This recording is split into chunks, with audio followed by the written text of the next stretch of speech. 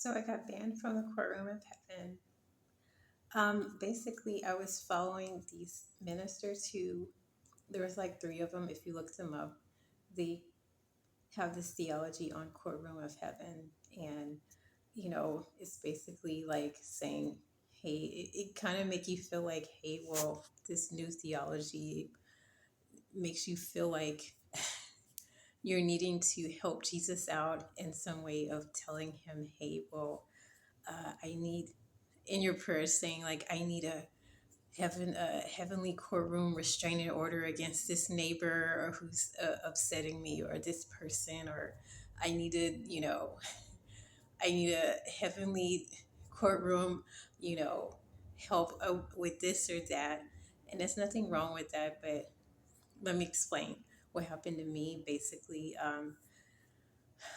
I kept asking the Lord, can I you know, see the courtrooms of heaven. And he didn't say anything. He just kept quiet. I hear the Lord all the time, but he got quiet when I asked.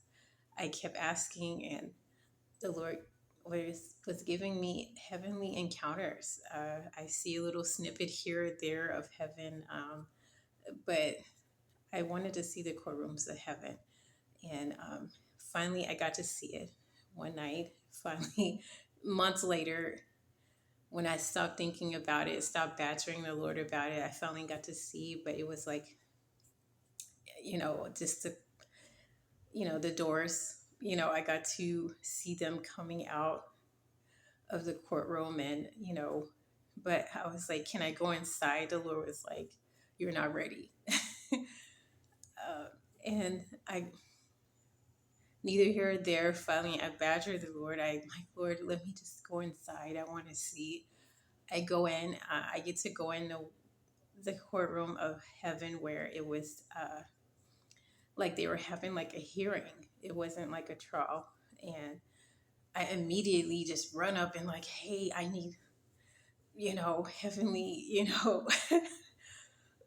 I'm like trying to, think about what those ministers were saying and what they're preaching about courtrooms of heaven. And I was just like, hey, this neighbor's bothering me. And and at the time, as a medical doctor, I had employees in my practice. I'm like, and this employee's doing this, and I need court order to do these things and that. And from heaven, I'm thinking like it's going to do something more than just praying and giving my problems to Jesus, just like those ministers made you feel like. Maybe I didn't understand their theology. I don't know. But basically, God gave me access to go, for a couple of weeks. And honestly, when I went in there and I was saying, everything, laying out my problems, in the heavenly courtroom, basically they kind of gave me a look, and you can kind of hear them say like, why didn't you just give it to Jesus, And so for me, I'm just like, I don't, in my mind, I'm like, I don't even see Jesus here. Like, what's going on? Like, it's not that Jesus is not answering my prayers, but this theology is making me feel like it's something more I need to do. And so basically, I after a while, obviously they're like, hey, you cannot, you're banned for 30 days. You can't come back. And then they're like, during this 30 days, you need to just give all your problems to Jesus like you've been doing. Don't just keep trying to, you know, utilize the courtroom of heaven for you know, these things. Like, not that any prayer is too big or small, but they're like, you could have just told Jesus that. And I guess they realized I still was maybe feeling some type of way. And so then, long story short, after the 30 days, I'm like, yes, I can go back. And then I go back.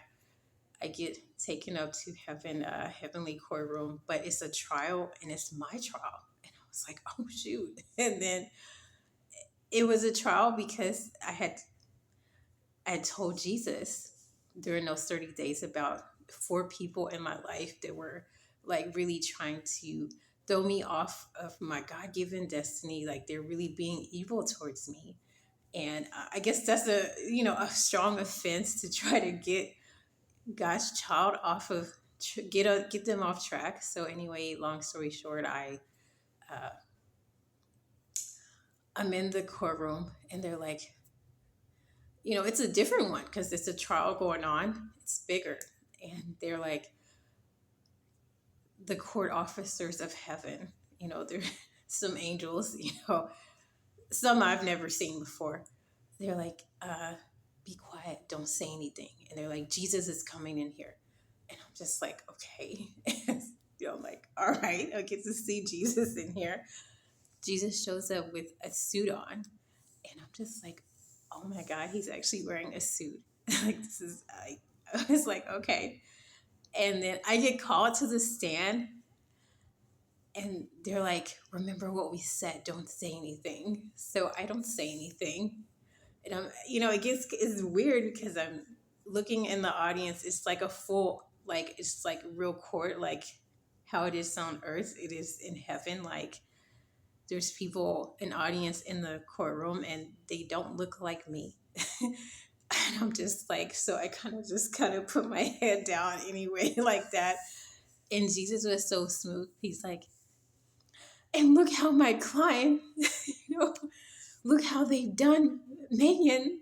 There, he was like, she can't even speak. Look at how she has her head down.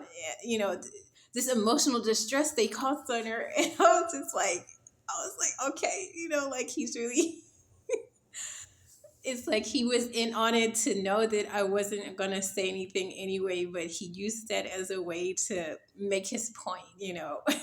And it he was just doing so well, better than any court show, any movie of any lawyer. He was the best lawyer. He was just doing it, and of course, he wins the trial. Wins the trial on my behalf, and at the end of the court, Jesus goes on. He don't say anything to me. He didn't like. But those court officials were like, hey, we don't need to see you back in here anymore. Like, you don't need to be here. And they're like, Jesus does this all the time. All you have to do is, give him your issues. Like, in your prayer time, give all your problems to him. He knows what to do. They're like, he died. His blood was the retainer. You don't have to pay anything. Like, you just, and he's a very good lawyer. He knows he doesn't need your help. He doesn't need you to, he didn't need you here today. And I was just like, okay, I get it.